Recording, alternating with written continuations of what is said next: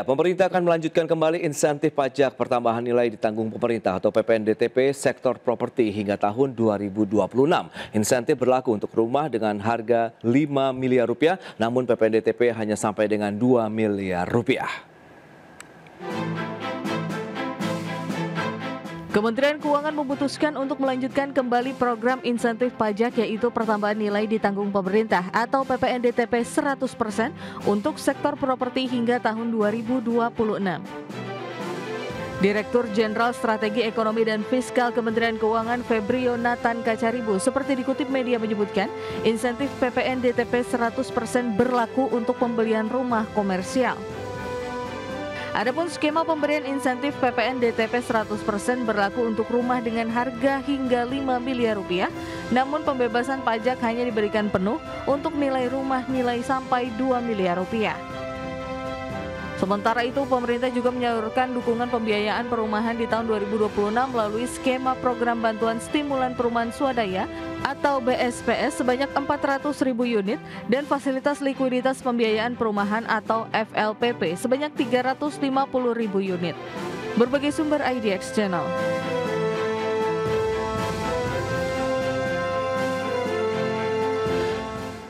Ya, pemirsa, untuk membahas tema kita kali ini, tekan backlog perumahan insentif PPNDTP 100% dilanjutkan hingga tahun 2026. Kita sudah tersambung melalui Zoom bersama dengan Bapak Joko Suranto, Ketua Umum DPP Real Estate Indonesia. Kemudian ada Pak Anton Sitorus, Head of Research CBRE Indonesia. Langsung saja kita sapa ini. Ya, halo Pak Joko, apa kabar Pak?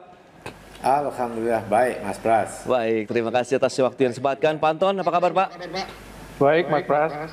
Baik, terima kasih juga atas waktu yang disempatkan. Pak Joko, ini menarik, pemerintah akhirnya memperpanjang setelah kita tahu tahun ini pun diperpanjang sampai dengan tahun 2025 di penghujung tahun ini dan dilanjutkan 2026.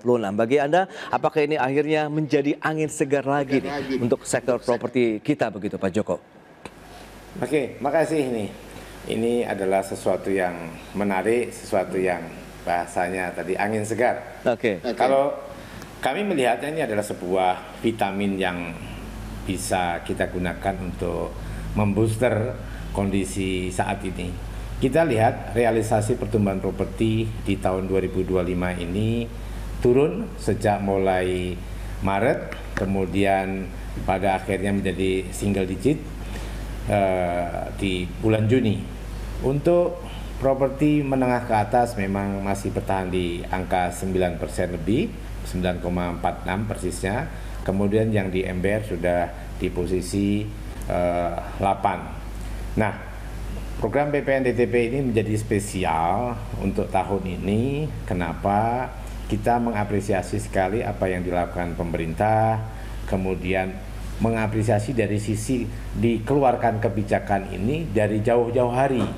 Kita biasanya mendapatkan kebijakan ini harus menunggu, harus tebak-tebak. Nah, saat ini kita mengapresiasi itu dalam hal bahwa yang namanya bisnis, yang namanya penjualan, yang namanya perencanaan itu bisa dilakukan jauh-jauh hari dan atas keputusan, atas apa yang dilakukan pemerintah dalam konteks PPNDTP yang akan berlangsung di tahun 2026 ini, kita sangat bersyukur.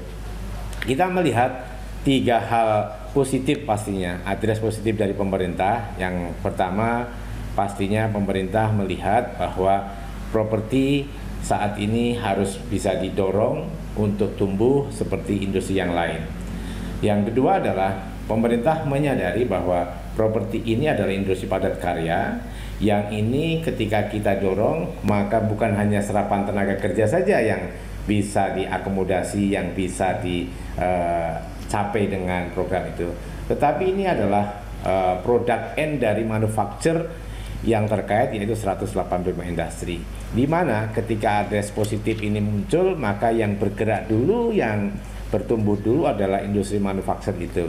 Di sana berarti ada heating ekonominya, berarti di sana ada serapan tenaga kerjanya, ada distribusi pendapatan, juga akan menambah daya beli masyarakat.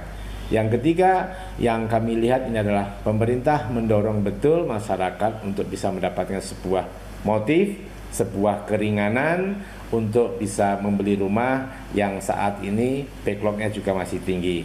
Namun terkait backlog itu sendiri harus ada upaya baru, ada upaya yang berbeda, ada skema yang berbeda untuk bisa ditekan, apalagi bisa diselesaikan.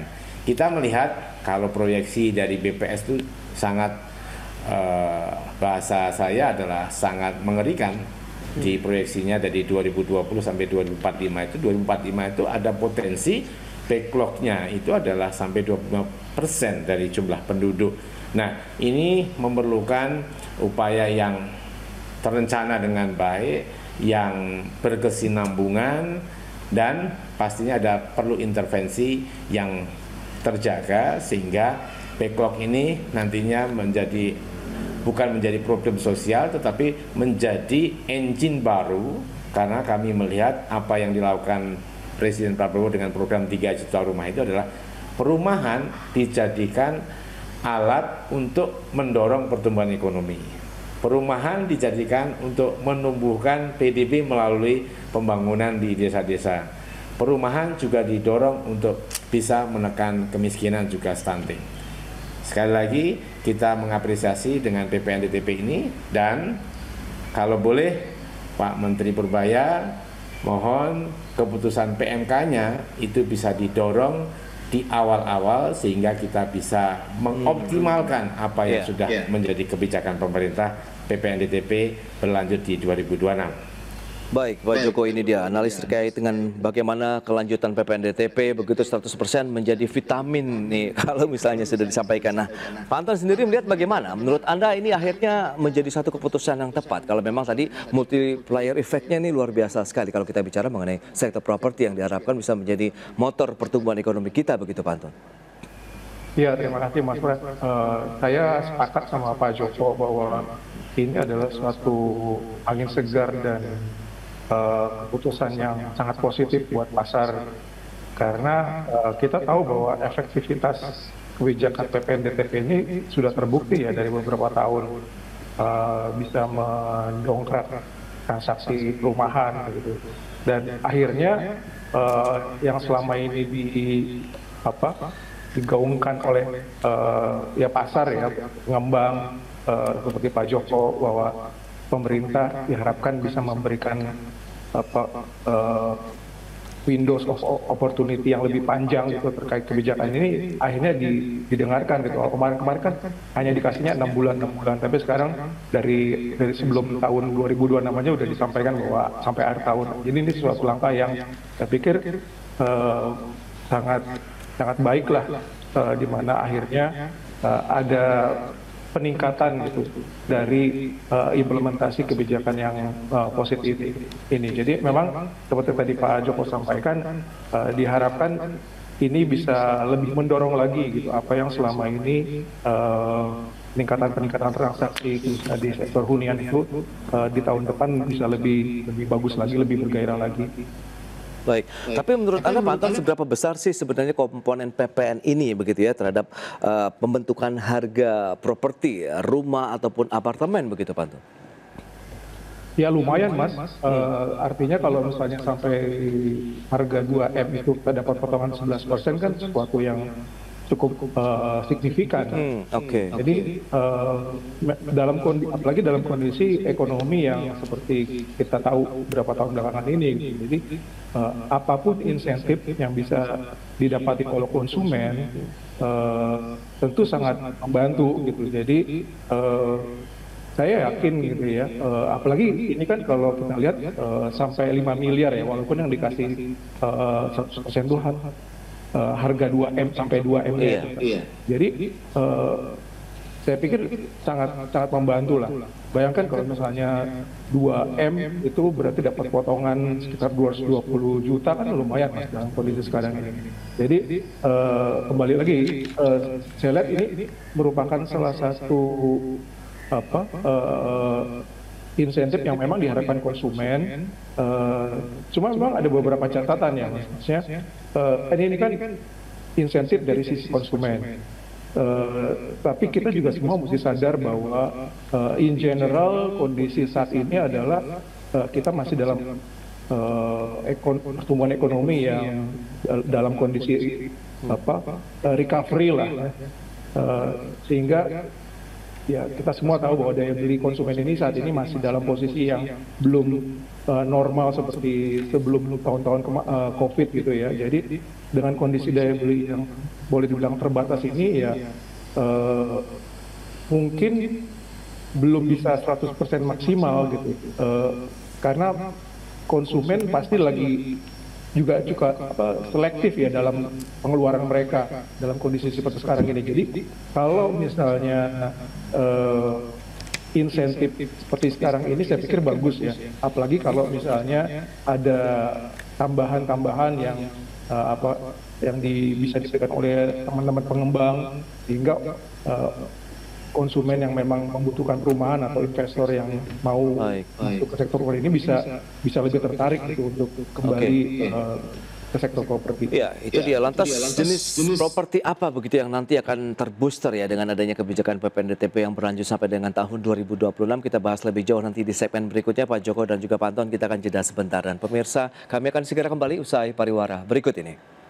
Ya, terima kasih Anda masih bergabung bersama kami dalam Market Review, dan berikut ini kami sampaikan data untuk Anda terkait dengan insentif PPNDTP 100% untuk sektor perumahan. Ya, ini dia data selengkapnya bisa Anda saksikan di layar televisi Anda. Ya, ini dia yang diperpanjang sampai dengan tahun 2026 mendatang sehingga diharapkan seperti yang Pak Joko bilang ini bisa menjadi booster ya, menjadi vitamin bagi sektor properti yang memiliki multiplier efek, dalam artian ada banyak sekali industri yang terlibat di dalamnya. Ini dia harga jual maksimalnya bisa sampai dengan 5 miliar rupiah, namun hanya sampai dengan 2 miliar rupiah saja yang akan ditanggung bebas PPN begitu ya, 100%, ataupun PPNDTP ditanggung oleh pemerintah hingga 2 miliar rupiah. Dan berikutnya kita lihat tren pertumbuhan ekonomi Indonesia memang bisa menjadi sinyal, paling tidak ini benchmark bagaimana sektor properti akan bertumbuh begitu ya di tahun 2026 mendatang. Ya, ini dia fluktuasinya. Pergerakan di tahun 2020 sempat negatif karena kita tahu ada COVID, kemudian naik sampai dengan 5,31% di tahun 2022, sempat turun lagi, datar di 5%-an sampai dengan 2024. 2025 ini diharapkan ada pertumbuhan sampai dengan 5,3%. Dan dalam target kita tahu APBN kita 5,4% untuk pertumbuhan tahun 2026 ini bisa menjadi booster juga untuk sejumlah sektor industri di Indonesia. Dan lantas kita cermati bagaimana dengan pergerakan suku bunga acuan, karena kita tahu ya, properti ini identik juga dengan sektor pembiayaan di sana karena memang menggunakan KPR yang paling banyak. Ini dia trennya. Sempat 6%, kita lihat di akhir tahun 2024 ya, tapi bertahan turun sampai dengan 5,75% di bulan April, kemudian Mei, Juni turun sampai dengan 5,5%, kemudian di bulan Juli kita lihat turun 5,25%, kemudian Agustus 5%, dan September kemarin 4,75%. Nah, peluang ini apakah bisa menjadi lagi-lagi begitu kebijakan fiskal moneter yang diberikan oleh pemerintah ini bisa mendorong lagi sektor properti Indonesia? Kita lanjutkan kembali perbincangan bersama dengan Bapak Joko Suranto dan juga Bapak Anton Sitorus. Ya, dengan beberapa data tadi yang sudah disampaikan, Pak Joko, jadi seberapa optimis Anda melihat begitu untuk sektor properti di tahun 2026 dengan beberapa kebijakan tadi? Ada fiskal juga di sana, kemudian moneter dengan penurunan suku bunga acuan yang diharapkan, ya ini masih akan terus berlanjut tentunya di tahun 2026, Pak Joko. Terima kasih. Ya. Jadi kalau kita mengacu kepada realisasi, maka yang mendapatkan angka serapan dari PPNDTP itu memang yang untuk rumah komersial. Kita lihat sampai posisi Juni di realisasi pertumbuhan untuk rumah komersial itu 9,46. Sementara untuk yang menengah ke bawah itu sudah di pasar posisi 8%. Dari data itu kita juga melihat ataupun juga ada pemahaman bahwa yang bertumbuh saat ini masih di rumah atas. Ya betul, memang masih 9,46,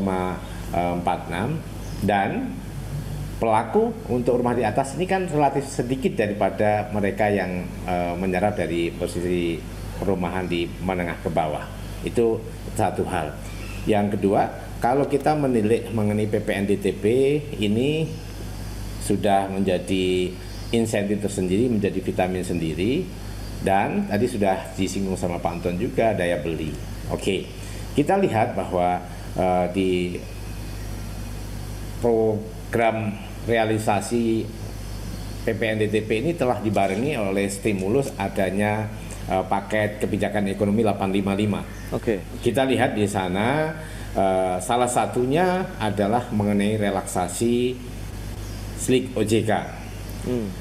Kita mendasarkan sebuah data, maka SLIK OJK inilah yang salah satu barrier yang membuat realisasi atau pertumbuhan ini juga relatif terhambat. Karena approval rate dari perbankan itu adalah sebesar 30-35%. Dari misalkan dari hitungannya 10 konsumen yang mau mengambil itu yang mendapatkan approve itu 30-35%. Artinya hanya 3 orang. Ini adalah sebuah kendala dan memang kita memahami karena apa? Kita lihat juga ada pemburukan NPL yang didahului oleh pemburukan NPL yang terjadi di Bank BCA. Bank BCA adalah sebuah bank yang mendapatkan konsumennya itu adalah melalui serapan terhadap data nasabah mereka sendiri yang secara profiling itu sudah terjaga, yang secara finansial activity itu juga sudah bisa dihitung saja.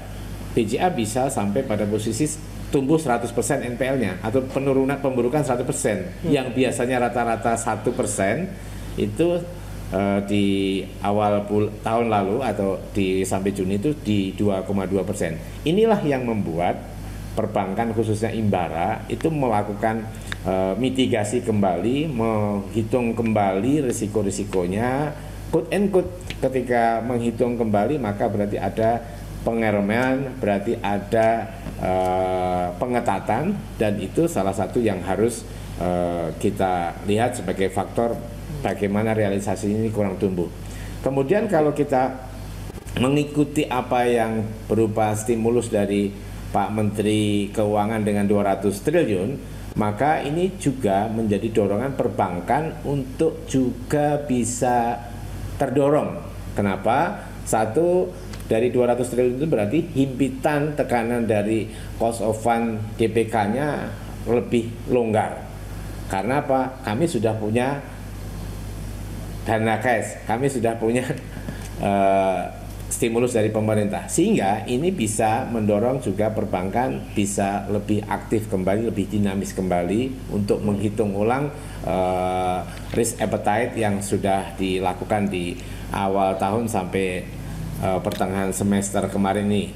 Nah, kita berharap di posisi triwulan keempat ini bisa ada lonjakan, bisa ada dorongan, bisa dinamisasi lagi dari perbankan, karena nyatanya stimulusnya ada, nyatanya paket kebijakannya ada, dan kami berharap pada saatnya kami akan bersurat kepada Pak Menteri Keuangan, kita akan sampaikan proyeksi-proyeksi angka yang bisa dilihat, yang bisa kita diskusikan, sehingga apa yang direncanakan ini mendapatkan kontribusi juga, mendapatkan data yang reliable untuk membuat kebijakan ini bisa dieksekusi. Butuh leadership, butuh komitmen mensinergikan, karena pasar atau data kita ini memang sudah ada sebenarnya, ya. Tetapi ini belum dielaborasi, ini belum menjadi panduan, sehingga kita berharap nanti pada saatnya kita bisa memberikan, dan ini adalah kontribusi dari kita sebagai pelaku pasar. Nah, Pak Anton, Anda lihat bagaimana kalau Anda sampaikan juga tantangan terkait dengan daya beli masyarakat, kemudian SLIK tadi juga sudah menjadi salah satu program yang ditujukan untuk mungkin ada relaksasi di sana, kemudian Anda melihat bagaimana bisa mendorong sektor properti lebih jauh lagi begitu, apakah tantangan di tahun 2026 tidak akan jauh berbeda dengan tahun ini, atau justru lebih smooth lagi begitu kita menciptakan fondasi yang kuat di tahun ini begitu, Pak Anton? Ya, diharapkan tentunya lebih bagus dong ya, karena perangkat kebijakan dan insentif yang positif ini harusnya bisa mendorong. Tapi memang saya ada beberapa catatan, Mas Pras, ya, ini yang artinya kebijakan ini itu menyangkut satu hal. Tapi kan kalau kita berbicara mengenai pertumbuhan pasar, ada aspek-aspek lain gitu ya, yang perlu juga kita perhatikan bersama. Yang pertama, tadi saya sudah sempat singgung, Mas Pras, bahwa Pak Joko juga sudah sempat singgung bahwa kondisinya secara general daya beli masyarakat ini lagi masih belum recover sepenuhnya lah gitu ya. Oke. Jadi dari yang pertama adalah daya beli. Jadi supaya kita semua teman-teman pengembang sadar bahwa dengan kondisi ekonomi global juga yang masih ada uncertainty dan ekonomi ke depan juga tadi sempat disampaikan pertumbuhannya mungkin masih di kisaran 5%, konsumen pasti akan lebih selektif ya. Tadi Pak Joko sempat singgung bahwa kalau untuk segmen menengah atas mungkin nggak terlalu masalah. Segmen menengah bawah mungkin ya itu challenge-nya di situ. Makanya kalau menurut saya mungkin gamblangnya begini, teman-teman pengembang jangan buru-buru naikin dulu nih harga rumahnya, walaupun kan cukup menggiurkan ya, maksudnya kalau kebijakannya ini kan sampai 5M gitu, yang dikasih 100% yang 2M. Jadi ya dalam kondisi seperti sekarang daya beli masih seperti ini, jangan buru-buru naikin harga dulu lah. Itu satu. Lalu aspek kedua menurut saya terkait kepada tadi Pak Joko juga sempat singgung juga bahwa bank masih dalam kondisi berhati-hati dalam mengalokasikan kreditnya dengan ya tadi ada masalah slik dan sebagainya. Jadi walaupun dari sisi kebijakan PPNDTP bisa membantu, tapi di sisi lain bank juga masih berhati-hati gitu dalam memberikan alokasi. Dan kita tahu banyak Gen Z yang Gen Y dan Gen Z yang nggak lolos seleksi slik. Nah ini bagaimana nih? Ini juga mesti jadi satu perhatian. Lalu aspek yang ketiga menurut saya, kalau kita berbicara hunian kan ada landed, ada apartemen. Nah, sektor apartemen ini kan juga kita juga tahu bahwa masih dalam kondisi yang belum benar-benar sepenuhnya recover ya, masih banyak tantangan yang ada di situ. Sementara kita juga di pasar tuh masih banyak unit-unit apartemen yang belum terjual, banyak proyek-proyek yang masih saat ini masih on hold. Nah, ini juga mungkin bisa jadi pertimbangan pemerintah dan semua stakeholder termasuk juga pengembang. Gimana buat pasar apartemen ini bisa meningkat. Dan yang terakhir kalau menurut saya Mas Pras, kita juga dengar bahwa di lapangan gitu ya, teman-teman Pak Joko mungkin bisa tambahin nanti bahwa seleksi perizinan, masalah birokrasi terkait ya perizinan lah, khususnya kayak AMDAL dan sebagainya, itu juga masih seringkali menjadi hambatan dalam pengembangan proyek perumahan. Nah ini juga mungkin bisa menjadi perhatian supaya langkah yang lakukan pemerintah khususnya dalam kebijakan PPNDTP ini juga bisa dibarengi dengan kebijakan-kebijakan dan insentif lainnya yang jadi komprehensif, Mas Pras. Oke, itu dia. Tujuannya pertumbuhan pasar properti dan recovery yang kita harapkan ini benar-benar bisa berjalan secara integral. Itu dia, tantangannya masih cukup ada. Kita akan lihat nanti solusi apa seperti yang diharapkan. Kita bahas lagi di segmen berikutnya. Kita akan jeda kembali sebentar, Pak Joko dan juga Panten. Pemirsa, tetaplah bersama kami.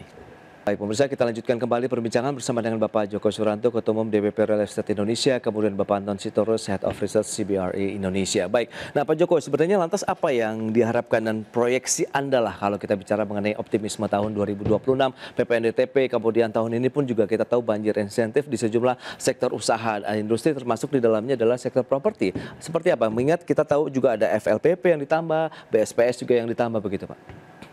Ya, terima kasih.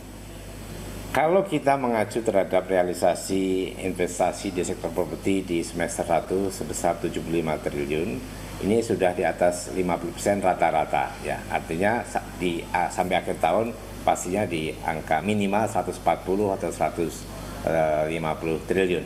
Ini berarti setidaknya secara riset kita terbukti bahwa properti bisa memberikan kontribusi sebesar 0,52 sampai 0,56 ketika investasi itu ada di atas 135 triliun. Itu yang pertama. Ini adalah sinyal positif terkait address yang diberikan pemerintah atas sektor properti. Yang kedua, ketika kita berbicara mengenai rumah FLPP, di sana berarti juga ibaratnya tunggu itu di bawahnya, ketika ini bisa bertumbuh maka akan juga naik ke atas. Tapi lebih yang harus kita detailkan adalah tadi bahwa atas stimulus, atas paket kebijakan ini juga harus dibarengi oleh bagaimana kita menyerap ada data existing kita. Kita Kementerian Keuangan saya harap pada akhirnya bisa membuka juga mengenai peluang-peluang yang sudah di tangan sebenarnya. Yang pertama adalah BPS backlog-nya ini coba kita buka sehingga datanya bisa terbuka, bisa reliable, sehingga muncul nama, alamat dan kapasitasnya, sehingga program perumahan pun bisa link and match. Yang kedua, ketika kita bicara mengenai BPJS TK itu ada 42 juta loh. Mereka itu secara ekosistem sudah memiliki pendapatan, secara tempat mereka sudah ketahuan place-nya. Kalau itu juga didesain menjadi sebuah kebijakan, memang kami sudah ada kerjasama dengan BPJS TK, tetapi baru pada sebuah kesepahaman tingkat implementasinya itu masih jauh dari apa yang sebenarnya bisa dioptimalkan. Bayangkan 42 juta, kalau kita ambil proyeksi pertumbuhannya itu 10% aja berarti sudah 4,2 juta. Nah, jadi bukan sesuatu yang mengada-ada ketika Presiden Prabowo program 3 juta rumah tadi. Yang ketiga adalah mengenai perizinan. Perizinan kita ini masih berserakan di 7 kementerian. Melalui OSS ini juga masih bekerja dengan stagnan, bekerja dengan lebih banyak lagi karena memang relatifly tidak ada yang menggawangi, yang bertanggung jawab monitoring itu. Tidak ada SLA yang menjadi ukuran sehingga itu menjadi costly dari sisi biaya, costly dari sisi investasi, costly juga buat konsumen pada akhirnya.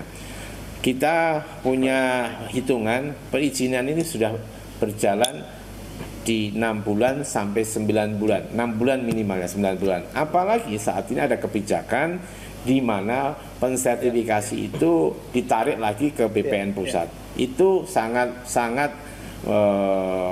memakan waktu sehingga secara kepastian yang namanya bisnis ini kurang terukur. Nah, ini yang harus dibenahi dan saya berharap pada akhirnya ini mau terbuka dan mau mengakui gitu. Karena kalau ini tidak dibuka dan tidak diakui, maka tidak akan ada upaya solusi. Pada akhirnya kebijakan-kebijakan itu tidak bisa bekerja dengan optimal. Itu dia. Kaitannya dengan implementasi berarti ya. Nah, Pak Anton, singkat saja bagaimana Anda melihat begitu untuk proyeksi masa depan juga untuk sektor properti kita di tahun 2006 dengan PPNDTP yang diperpanjang sampai dengan tahun depan? Ya, kalau dari saya simpel aja Mas Pras, maksudnya dengan keputusan PPNDTP sampai akhir tahun 2026 ini, kalau misalnya dibarengi dengan alokasi KUR ya, kalau kan lumayan besar juga tuh KUR yang kemarin di launching kan, sehingga kalau implementasi kedua program ini aja bisa berjalan dengan baik dan benar ya maksudnya ya, saya pikir akan cukup efektif gitu, mendorong dari sisi supply-nya. Nah, kalau dari sisi demand-nya, ya ini PPNDTP kan buat konsumen, dan kita berbicara mengenai segmentasi. Tadi kita bicara bahwa untuk segmen menengah ke atas mungkin nggak terlalu masalah lah, itu biarin aja mekanisme pasar, komersial dan sebagainya. Tapi kalau untuk menengah bawah, ya kalau saya dengar katanya tahun depan FLPP bisa sampai 700.000, bagus berarti. Artinya bisa naik 2 kali lipat dari sekarang. Saya nggak tahu Pak Joko benar apa nggak tuh 700.000. Kalau misalnya realisasi bisa seperti itu, saya yakin akan mendorong cukup signifikan lah. Jadi yang kita harapkan sih realisasi aja dari semua kebijakan-kebijakan ini bisa berjalan dengan baik. Saya yakin tahun depan bisa menjadi satu akselerasi yang cukup baik lah untuk pasar perumahan khususnya. Kira-kira kayak gitu Mas. Berarti memang implementasinya bagaimana realisasinya di lapangan berarti yang harus kita jaga bersama sehingga kebijakan-kebijakan yang sudah ditelurkan bisa tepat sasaran dan tepat manfaat. Begitu Pak Joko. Pak Anton, terima kasih banyak ini atas waktu sharing dan juga update yang sudah disampaikan kepada pemirsa IDX pada hari ini. Selamat melanjutkan aktivitas Anda kembali. Salam sehat, sampai berjumpa kembali Pak Joko. Terima kasih Pak Anton. Terima kasih.